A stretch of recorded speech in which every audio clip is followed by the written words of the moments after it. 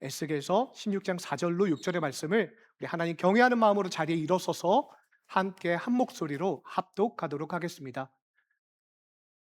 내 출생에 대해 말하자면 내가 태어난 날 아무도 내 탯줄을 자르지도 않았고 물로 깨끗하게 씻기지도 않았다. 소금으로 문지르거나 포대기에 싸주지도 않았다. 이런 것 가운데 어느 한 가지를 내게 해줄 정도로 내게 인정을 베풀거나 너를 불쌍히 여기는 사람이 아무도 없었다. 도리어 너는 내가 태어나던 날 미움을 받아 들판에 버려졌다. 그때 내가 내 곁을 지나가다가 내가 핏덩이인 채로 발길질하는 것을 보았다. 핏덩이인 내게 나는 살아나라 하고 말했다. 핏덩이인 내게 나는 살아나라 하고 말했다. 하나님 아버지, 방금 읽은 이 말씀 앞에 우리가 엎드립니다. 주님, 주님을 더 알고 싶습니다. 주님을 더 사랑하고 싶습니다. 한 번 사는 우리의 삶, 주님 뜻에 맞게 온전하게 살고 싶습니다. 하나님, 이 우리의 간절한 소망이 이 자리 가운데 한 발짝 발을 내딛는 시간 될 수 있도록 주께서 함께하여 주시고, 하나님의 말씀이 우리의 삶을 다시 한번 조율해 주시어 어긋난 우리의 생각과 마음을 다시금 주님께로 향하게 하여 주옵소서. 주님께서 하실 일을 기대하오며 예수님의 이름으로 기도드렸습니다. 아멘. 네, 자리에 앉으셔도 좋습니다.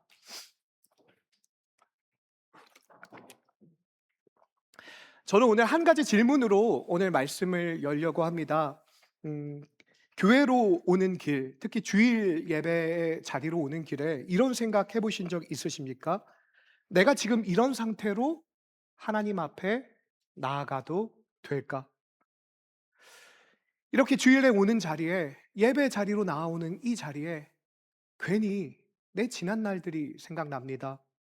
한 주간 아이에게 참지 못하고 크게 소리를 지르던 나의 모습, 배우자와 사소한 일로 다투고 아직도 풀리지 않는 그 갈등, 마음속에 도저히 용서되지 않는 그 사람, 어느덧 점점 밀려가는 성경 읽기, 그리고 이번 주에도 하나님이 기뻐하시지 않는 것을 알면서도 선택했던 나의 결정들, 그런 억만징찬인 나의 모습을 맞이할 때 예배로 오는 자리는 참으로 무겁기도 합니다.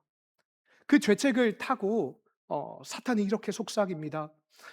아니, 네가 무슨 염치로, 무슨 낯으로 예배당으로 가냐?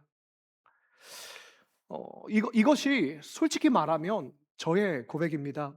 목사인 저 역시 주일 아침마다 예배 자리로 나오는 그때마다 정말 치열하게 이 싸움을 싸웁니다.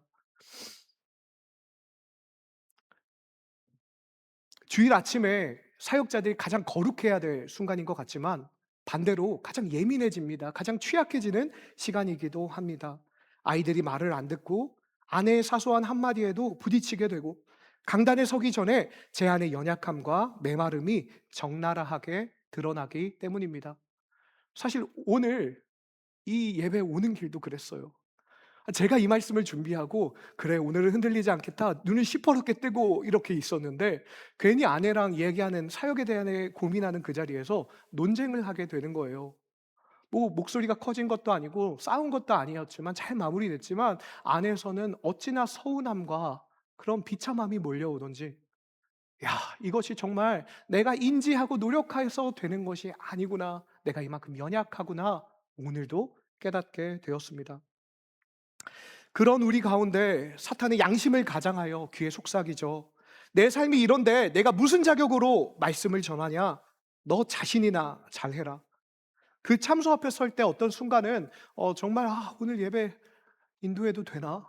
숨고 싶기도 하고 도망치고 싶기도 한 것이 저의 솔직한 저의 심령입니다. 우리가 하나님 앞에 나아가지 못하도록 부끄러움과 죄책감으로 가로막는 대적의 영적 공격. 너는 자격이 없다. 더 준비된 다음에, 더 정돈된 다음에 거룩한 자리로 나아가라 라고 하는 이 거짓된 속삭임이 저뿐 아니라 우리 가운데 있을 줄 압니다. 그러나 오늘 본문은 우리의 이 모든 자책과 절망을 산산히 깨뜨리는 하나님의 음성을 들려줍니다. 에스겔 16장 6절, 핏덩이인 내가 나는 살아나라 라고 말했다. 핏덩이인 내게 나는 살아나라 하고 말했다. 하나님은 우리가 다 씻고 정돈된 다음에 찾아오신 것이 아닙니다. 피투성이인 채로 발길질하던 그 절망의 자리로 우리를 찾아오셨습니다. 오늘 이 말씀을 통해 우리를 올가매던 죄책과 부끄러움의 사슬을 끊으시는 진정한 하나님의 사랑을 만나길 축복합니다. 먼저 이 말씀이 어떤 장면인지 한번 알아보겠습니다. 에스겔 16장에서 하나님은 이스라엘을 한 아이에 비유하십니다. 그런데 그 아이가 정말 절망적인 상황에 있습니다. 먼저 4절입니다. 내 출생에 대해 말하자면 내가 태어난 날 아무도 내 탯줄을 자르지 않았고 물로 깨끗하게 씻기지도 않았다. 소금으로 문지르거나 포대기에 싸주지도 않았다. 네 가지가 나오죠. 탯줄 자르기, 씻기기, 소금으로 문지르기, 포대기로 싸기. 그 시대에 아기가 태어나면 반드시 해주던 일입니다. 그런데 이 아이는 하나도 그것을 받지 못한 채로 있었다는 것입니다. 왜요? 5절입니다. 도리어 너는 내가 태어나던 날 미움을 받아 들판에 버려졌다. 이 장면을 우리의 마음속에 한번 그려봤으면 좋겠습니다. 갓 태어난 아기입니다.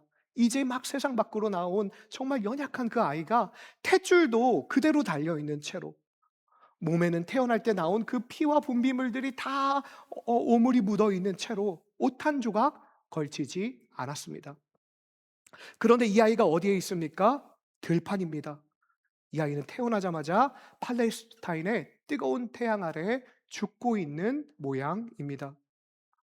그런데 이 아이의 진짜 문제는 따로 있습니다. 당시 사람들에게 이 네 가지 처치는 단순한 위생 절차가 아니라 이 아이의 부모가 이 아이는 내 아이다라고 주변에 선포하는 마치 출생 신고 같은 의례였다고 합니다. 그러나 그것을 하지 않고 아이를 들판에 버렸다는 것은 단지 매정한 것이 아닙니다. 이 아이를 책임지는 부모가 없다는 것입니다. 자신을 돌봐주고 책임질 부모가 없는 아이가 세상에 태어난 피투성이의 모습, 살아있는 것 같으나 이미 죽어가고 있는 그 모습, 그것이 오늘 본문이 주는 이 피투성이의 아이의 모습입니다. 하나님은 왜 이스라엘에게 이토록 처절하게 버려진 핏덩이의 아이의 모습을 보여주실까요? 그것은 이스라엘이 자신의 영적인 현실을 자각하게 하기 위해서였습니다. 당시 바벨론의 포로로 잡혀온 이스라엘 백성들은 스스로 이렇게 합리화했습니다. 우리는 거룩한 아브라함의 자손인데 억울하게 고난을 당하고 있다. 우리가 누릴 수 있는 그 가나안 땅으로 곧 돌아간다라고 그들은 하나님의 심판을 받았음에도 자신들이 억울하다고 생각하고 느꼈습니다. 그런 영적인 교만에 빠져 있는 하나님께서 이 아이의 이미지를 주신 거죠. 그리고 하나님은 에스겔서 16장 3절에서 그들의 부끄러운 실상을 폭로하십니다. 내 근본과 태생은 가나안 땅에서 비롯됐다. 내 아버지는 아모리 사람이고 내 어머니는 헷 사람이었다. 너희가 아브라함의 자손이라고 자랑하느냐? 아니, 너희는 영적으로 나를 떠나 아모리 사람, 헷 사람의 그런 영적인 계보를 이어가는 너희에게 참혹한 영적인 타락의 현실 앞에 너희는 아브라함의 자손으로 서지 못한다고, 특별히 탯줄도 잘리지 못한 채 죄악의 피투성이 가운데 내던져진 아이의 모습으로 그들의 영적인 현실을 그려주고 계신 것입니다. 사랑하는 성도 여러분, 이것이 바로 하나님을 떠난 우리 인간의 자화상입니다. 이스라엘만의 모습이 아닙니다. 바로 죄 가운데 거하는 우리의 모습이라는 것입니다. 우리가 왜 들판에 버려져 죽어가는 아기처럼 되었습니까? 하나님이 우리를 모질게 버리셔서가 아닙니다. 피조물인 인간이 스스로 주인이 되겠다며 하나님을 반역하고 죄 가운데로 걸어 들어갔기 때문입니다.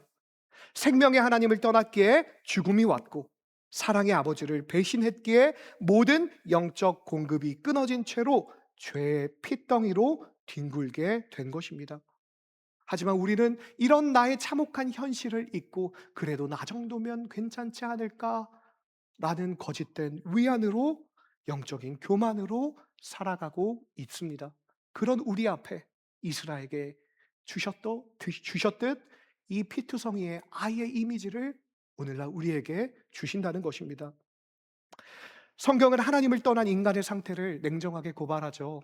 에베소서 2장 1절부터 3절의 말씀이 특별히 그러합니다. 여러분 또한 여러분의 허물과 죄로 죽은 사람들이었습니다.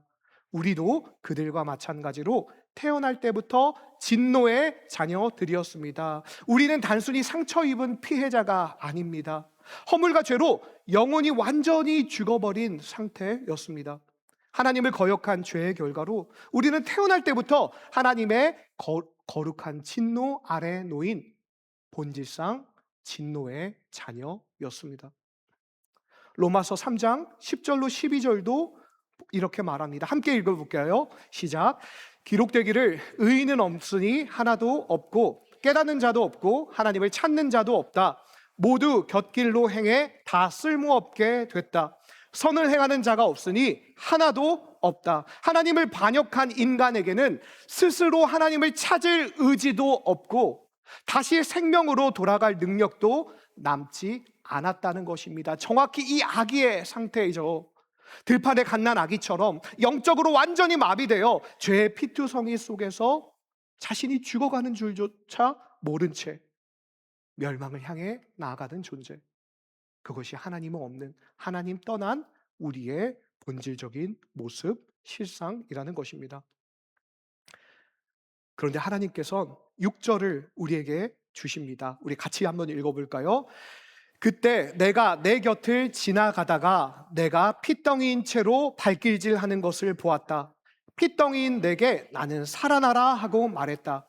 핏덩이인 내게 나는 살아나라 하고 말했다. 하나님께서 찾아오신 모습입니다. 여기서 내가 내 곁을 지나가다가 라는 표현이 있습니다. 마치 하나님께서 우연히 우리에게 찾아오신 것 같다고 오해할 수 있는 지점입니다. 하지만 이것은 지극히 인간편의 시점입니다. 하나님께서는 우리 삶 가운데 그저 동네 오빠 따라가, 친구 따라 가서 우연히 만난 존재가 아닙니다. 하나님은 먼저 우리를 찾아오셨고 사랑하시기로 작정하셨습니다. 요한 1서 4장 10절이 말합니다. 사랑은 여기에 있습니다. 곧 우리가 하나님을 사랑한 것이 아니라 하나님께서 우리를 사랑하셔서 우리 죄를 위해 그분의 아들을 화목제물로 보내주셨습니다. 같은 장 19절은 이렇게 몫을 박습니다. 우리가 사랑하는 것은 하나님께서 먼저 우리를 사랑하셨기 때문입니다. 우리 쪽에서 보면 지나가다가 하나님께서 내 인생에 찾아오신 것 같아요. 하지만 하나님에게는 우연이 없습니다. 하나님께서는 우리에게 찾아오셨습니다. 그것은 작정된 사랑이었으며 계획임을 하나님은 말씀하고 계십니다.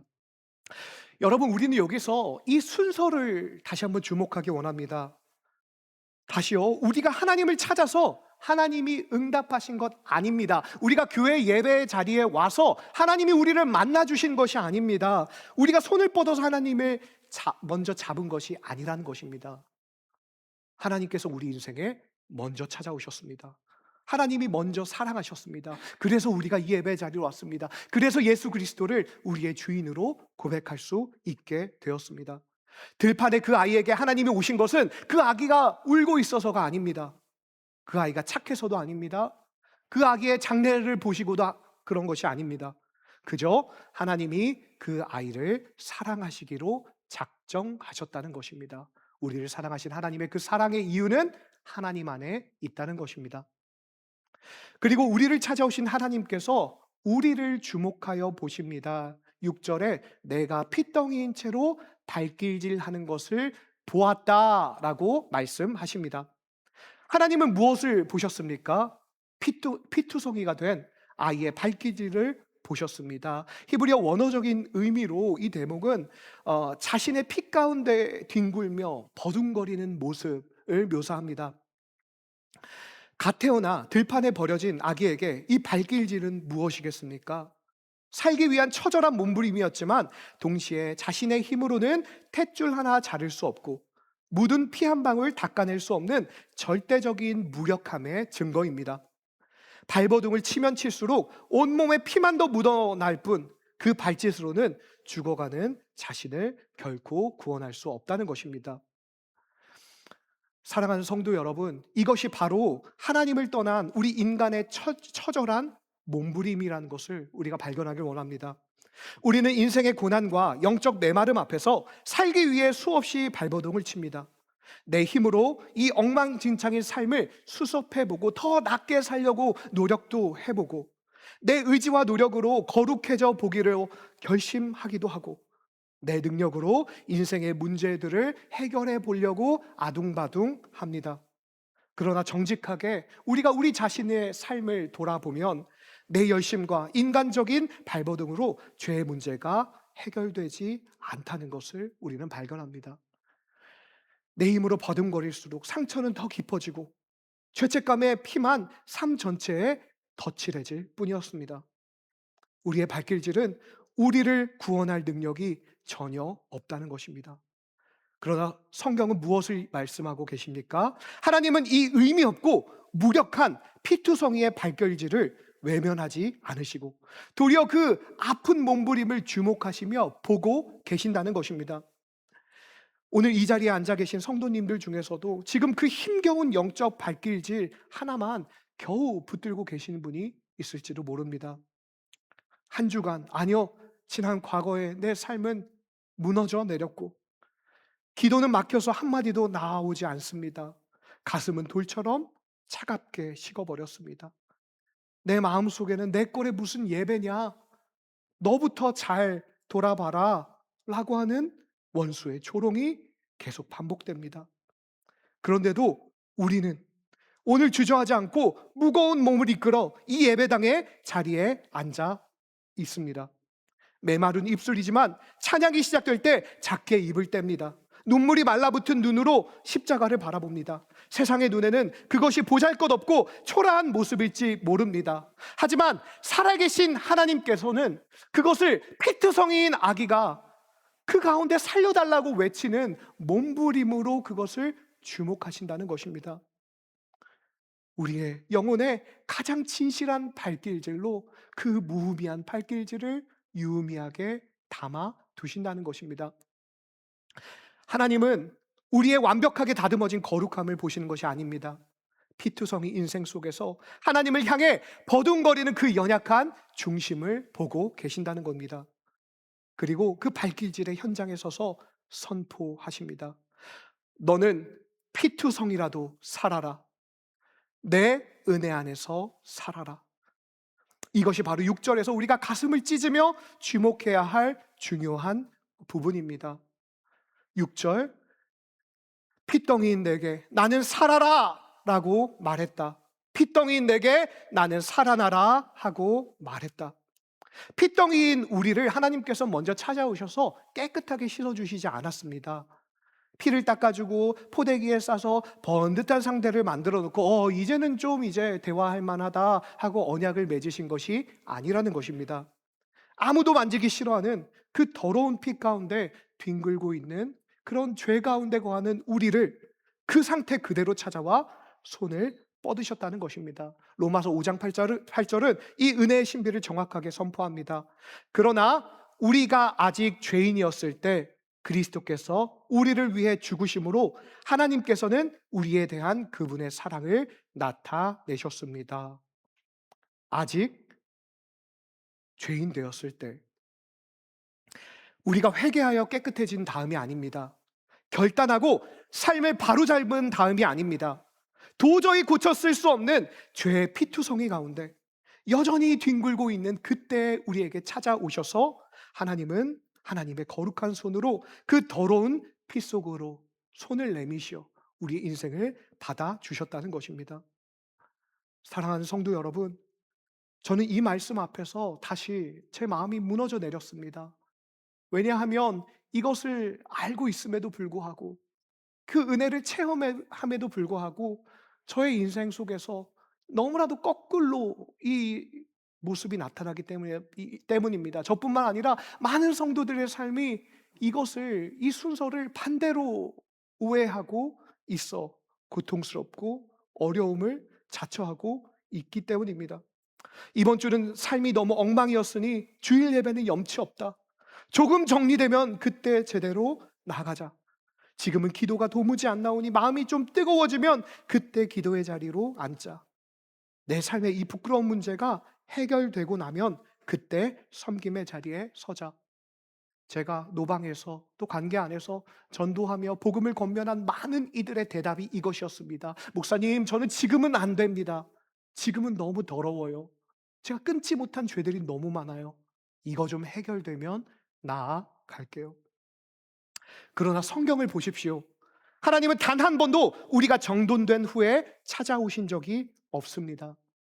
들판에 버려진 아기에게도, 갈보리 언덕의 십자가에서도 하나님은 언제나 우리가 가장 더럽고 추악하게 뒹굴던 그 피투성이 한 복판으로 찾아오셨다는 것입니다.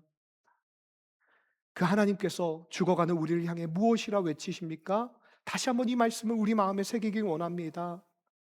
살아나라, 살아라. 팔레스타인의 메마른 들판, 타는 듯한 태양 아래 아기는 이미 기력이 다해가고 있습니다. 울음소리조차 나오지 않아요. 힘없이 팔다리만 바둥거리고 있습니다.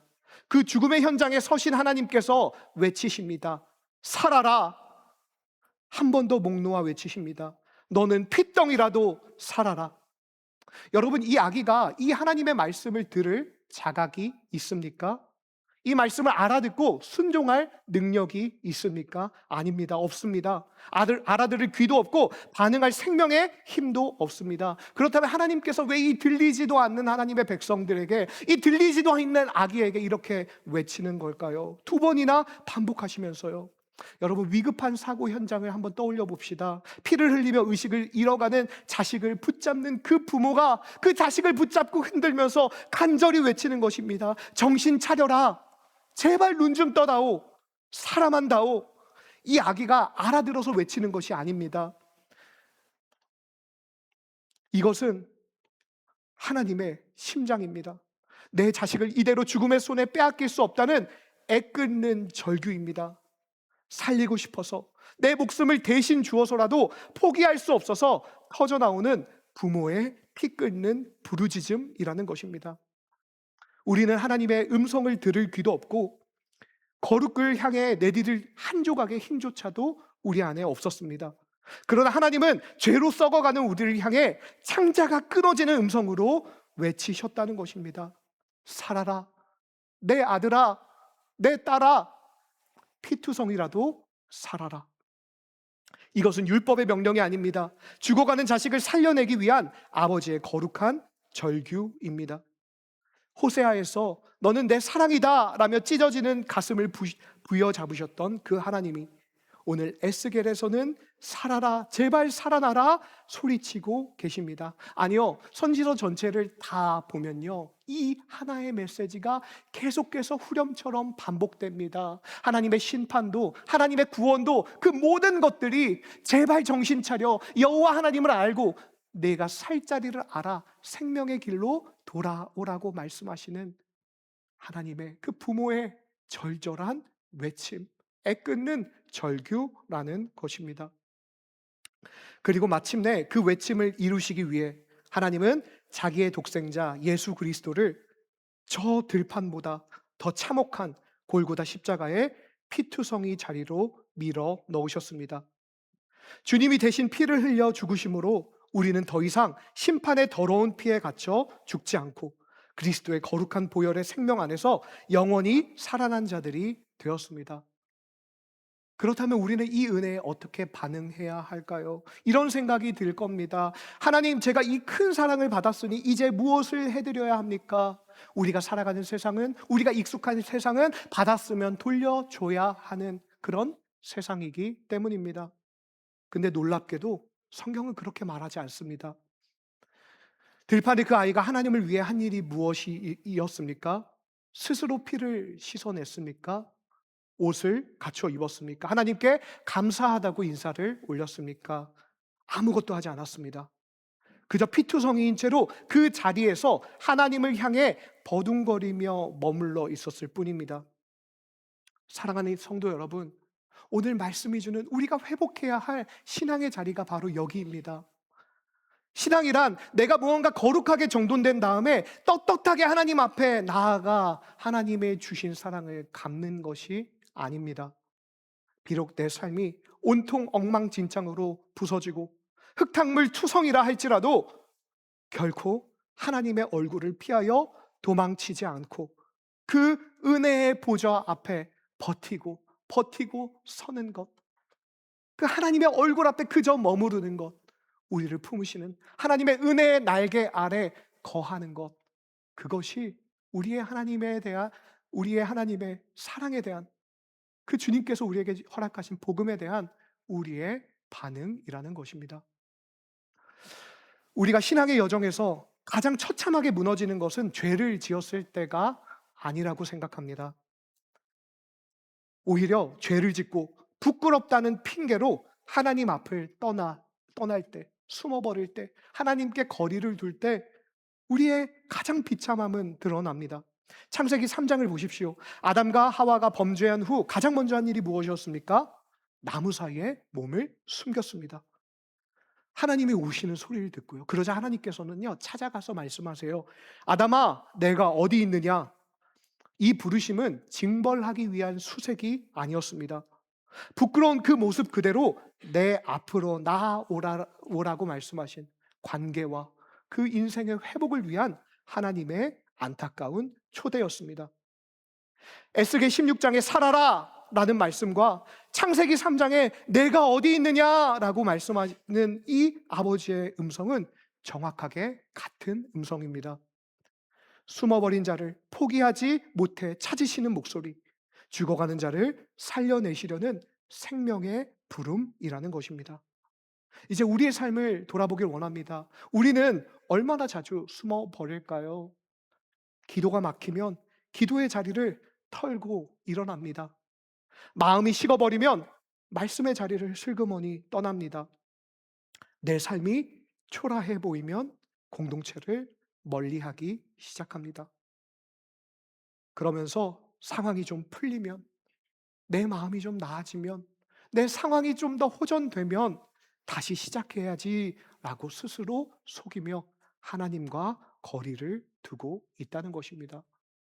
하지만 우리가 앞서 살펴본 바대로 본질상 진노의 자녀인 우리에게 우리 힘으로 스스로를 정돈할 수 있는 날은 영원히 오지 않습니다. 하나님은 씻긴 다음에 부르시는 분이 아니라 피투성이인 그 자리에서 우리를 부르십니다. 사랑하는 성도님들, 권면합니다. 그냥 하나님께 나오십시오. 부족한 대로, 연약한 대로, 준비 안 된 대로, 흙먼지 다 묻은 대로, 그 죄악의 현장에 그 시빨간 피가 내 손아에 그대로 묻은 대로 씻지도 말고 정돈하지도 말고 그 자리 그대로 하나님께 나아오라는 것입니다. 그러면 하나님께서 그때부터 하나님이 수습해 주십니다. 하나님이 일하십니다. 하나님이 싸매어 주십니다. 하나님이 일으키십니다. 우리가 먼저 하나님 앞에, 그 우리를 사랑하셔서 자기 아들과 모든 것을 주신 하나님 앞에 유일하게 가장 먼저 해야 될 것, 그저 그 앞에 있는 것, 그 은혜와 사랑을 그저 받는 것, 그것이 오늘 우리 아버지께서 우리에게 바라시는 단 하나의 믿음이라는 것입니다. 이 복음의 신비가 신약 성경에서는 이렇게 나타납니다. 히브리서 12장 12절로 13절의 말씀입니다. 오늘의 본문의 신약판이라고 불러도 될 정도로 동일한 목소리입니다. 우리 함께 같이 읽어보겠습니다. 그러므로 여러분은 피곤한 팔과 연약한 무릎을 강하게 하십시오. 그리고 여러분의 발을 위해 길을 곧게 하십시오. 그래서 절뚝거리는 다리로 어긋나지 않게 하시고 오히려 치유를 받게 하십시오. 이 편지를 받아든 초창기 초대교회 성도들은 이런 상태였습니다. 신앙의 열정이 넘쳐서 승승장구했을까요? 아니었습니다. 초대교회 성도들을 이 히브리서가 닿을 때쯤은 거듭되는 박해와 경제적인 손실, 긴 고난 속에서 영혼과 육체가 완전히 방전되었을 때였습니다. 더 이상은 못 버티겠다, 이제 신앙생활을 그만 내려놓고 싶다 하며 많은 이들이 주저앉아가던 그때였습니다. 그 탈진한 성도들을 향해 하나님은 무엇이라고 말씀하십니까? 이제 지쳤으니 아무것도 하지 말고 쉬라고요? 아닙니다. 반대로 믿음이 없느냐, 더 강해져라, 이렇게 다그치지도 않으셨어요. 다만 오늘 우리가 함께 읽은 말씀처럼 피곤한 손과 연약한 무릎을 일으켜 세워 다시 걸어가라 말씀하셨습니다. 여러분, 이 말씀의 원리를 우리가 붙잡길 원합니다. 하나님은 우리의 무릎이 완벽하게 튼튼해진 다음에 걸으라고 명령하지 않았다는 것입니다. 연약하여 후들거리는 그 무릎을 이끌고 믿음의 길을 내디디라고 하십니다. 그리고 13절의 끝에는 놀라운 약속을 주십니다. 오히려 치유를 받게 하십시오. 우리는 이 순서에 다시 한번 주목하길 원합니다. 다 나은 다음에 걷는 것이 아니라 흔들리는 무릎으로 순종하며 걸어갈 때 그 길 위에서 비로소 고침을 받고 강건해진다고 말씀하십니다. 사랑하는 성도 여러분, 이것이 오늘 에스겔 16장 6절과 정확히 같은 복음의 원리임을 기억하시길 바랍니다. 다 씻고 깨끗해진 다음에 살아나라가 아니라 피투성이인 그 상태로 살아나라고 말씀하신 그 말씀대로 히브리서 역시 다 회복되고 온전해진 다음에 걸어가라가 아니라 연약하고 지친 무릎 그대로 일어나라, 믿음의 발걸음을 떼라라고 말씀하고 계신 것입니다. 하나님은 우리의 상태를 보시는 분이 아니라 은혜를 의지해 서 있는 그 자리를 보시는 분이기 때문입니다. 다시요, 하나님은 우리의 상태를 보시는 분이 아니라 은혜를 의지해 서 있는 그 자리를 보시는 분이라는 것입니다. 이 원리는 우리의 개인적인 예배, 삶뿐만 아니라 그리스도의 몸된 교회를 섬기는 자리에도 그대로 적용됩니다. 우리는 교회의 봉사와 사역 앞에서 늘 스스로 속아 뒤로 물러서는 모습을 보입니다. 나는 아직 믿음이 부족해. 봉사할 자격이 없어. 내 삶도 온통 엉망이고 지쳐 있는데 내가 누굴 섬긴단 말인가? 신앙이 좀 더 자라고 삶의 여유가 생기면 그때 주님을 위해 일해야지. 사실 저도 마찬가지였습니다. 저는 이 유학에 갑작스럽게 하나님께서 부르심 속에 이 미국으로의 유학의 길에 왔어요. 사실 오는 시점부터 제 마음은 참 번아웃과 여러 가지 실패, 제 안에 있는 죄책으로 엉망인 상태였습니다. 무슨 특별한 사건이 있었던 건 아니었습니다. 그저 내가 부족하고 그저 연약하다는 그것이 제 마음과 삶에 사무쳤어요. 그래서 그냥 예배자의 자리에서 혼자 예배 드리고 여러분과 함께 했습니다. 어느 날 담임 목사님께서 이 같이 사역의 자리로 부르셨어요. 근데 저는 흔쾌하게 "네, 그렇게 하겠습니다."라는 그런 말이 잘 안 나왔어요. 유학을 따라오면서 여러 가지 정말 어려움과 혼란과 그 속에서 난 참 영어도 부족하고 실력도 부족하고 또 허리도 안 좋아진 가운데 살은 계속 찌고 이렇게 자기 관리도 못하는 사람이, 이렇게 부족하고 연약한 사람이 어떻게 목사라고 리더라고 앞에 나서서 섬길 수 있을까? 사실 지금 이 자리에 올라오는 것도 그것도 저에게는 용기가 필요했어요. 하지만 이 사역의 부르심 가운데서 저는 새로운 것을 다시금 깨닫습니다. 내가 자격이 있어 섬기는 것이 아니라 이 섬김의 자리에서, 말씀을 전하는 자리에서 하나님께서는 지금까지 저에게 하고 싶었던 말씀을 하나하나 나누어가고 계신 것이었습니다. 지난 한 달간 새벽 예배를 이끌며 에스겔서의 말씀을 통해 또 사랑의 메시지를 금요 예배에 나누면서 하나님은 오히려 내가 회복해야지, 쉬어야 하지 하는 그때보다 저를 더 강력하게 붙잡고 일으키고 계신다는 것입니다. 우리도 이 하나님의 은혜의 손길을 믿으며 내가 준비된 다음이 아니라 연약하지만 흔들리지만 하나님의 섬김의 자리에 서길 소망합니다. 사실 교회에서는 섬기는 이들만 섬깁니다. 오히려 회복이 필요한 수많은 성도들이 관객처럼 그 뒤편에 머물러 있곤 합니다. 그래서 섬기는 이들은 너무 과중해서 지쳐가고 또 한 발 물러선 이들은 그 섬김의 자리 가운데 하나님께서 고쳐주시는 그 은혜가 가닿지 않는 자리에 있고, 하지만 오늘 우리가 나눈 이 말씀은 영적인 원리가 결코 그렇지 않다고 말하고 있습니다. 완벽하게 준비된 다음에 섬기는 사람은 세상에 단 한 사람도 없습니다. 약하고 흔들리는 무릎이지만 주님의 몸된 교회를 위해 작은 손길 하나를 보태기 시작할 때 그 섬김의 자리에서 내 영혼이 살아나는 신비를 보게 될 것입니다. 우리 낮아짐 교회는 8월 30일에 주일에 온 교회가 함께하는 사역 박람회를 준비하고 있습니다. 이 자리는 단순히 일손을 모으려는 자리가 아닙니다. 이 낮아짐 교회를 이루고 있는 수많은 부서와 사역팀들을 돌아보며 그동안 묵묵히 땀을 겨운 섬김이들의 헌신을 배우고 이제는 우리 모두가 구경꾼의 자리에서 생명을 살리는 동역자의 자리로 함께 걸어 나오도록 초청하는 은혜의 장입니다. 피투성이인 채로 살림을 받은 우리가 이제는 연약한 무릎을 일으켜 주님의 몸된 교회를 함께 세워가는 자리로 나아가길 소망합니다. 부족하면 부족한 대로, 연약하면 연약한 모습대로 저와 같이 이 섬김의 자리로 함께 하시길, 이 은혜와 회복의 자리로 함께 하시길 여러분을 권면하고 초청합니다. 하나님께서 여러분의 무릎을 굳세게 세워 주실 것입니다. 우리 마지막으로 우리가 붙잡아야 할 하나의 소망의 구절이 있습니다.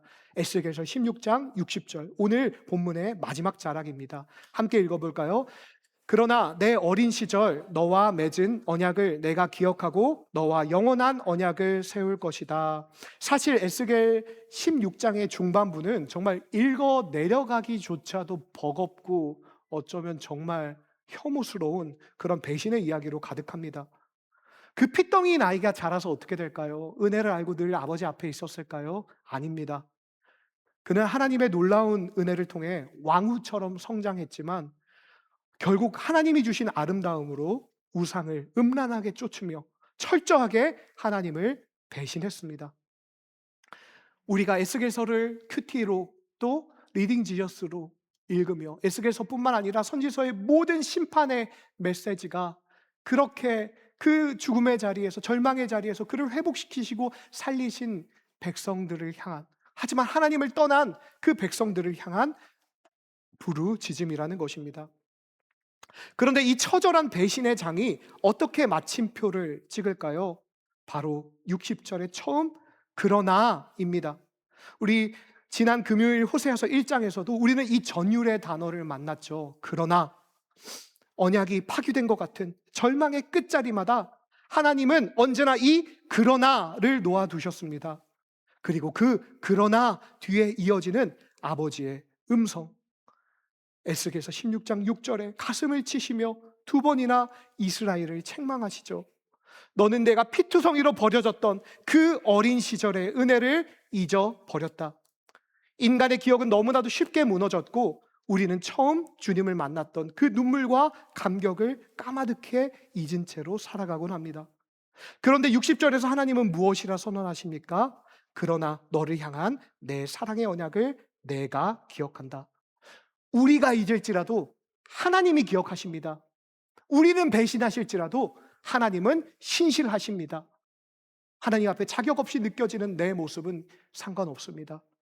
예수 그리스도께서 그 죽으심을 통하여 하나님이 기억하시는 그 사랑을 통하여 하나님께서는 우리와 영원히 끊어지지 않을 새 언약을 다시 세우셨다는 것입니다.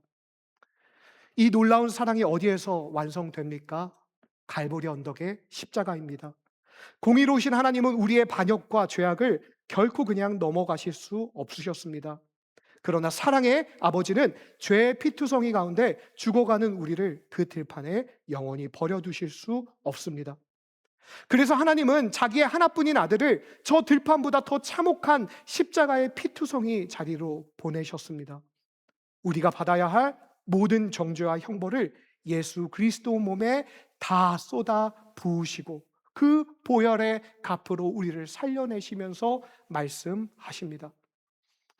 에스겔 골짜기에서 외치셨던 살아나라 라는 그 절규가 골고다 십자가에서 예수님의 다 이루었다는 승리의 선언으로 완성된 것입니다. 우리는 이 말씀을 맺으며 이것을 기억하길 원합니다. 우리의 대적 마귀는 끊임없이 우리 귓가에 찾아와 양심을 가장한 거짓된 참소로 이 십자가의 승리와 은혜를 잊게 할 것입니다. 내가 그 꼴로 무슨 예배를 드리냐? 하나님이 너 같은 사람을 보시겠느냐? 내 입에서 나오는 그 초라한 기도를 하나님께서 들을 것 같으냐? 사랑하는 성도 여러분, 오늘 본문의 말씀을 붙잡으며 이 악한 거짓말에 더 이상 속지 않길 소망합니다. 우리는 당당히 선포해야 됩니다. 첫째, 이런 부끄러운 상태로 어떻게 주님 앞에 나아가나라는 자책감 앞에 선포하십시오.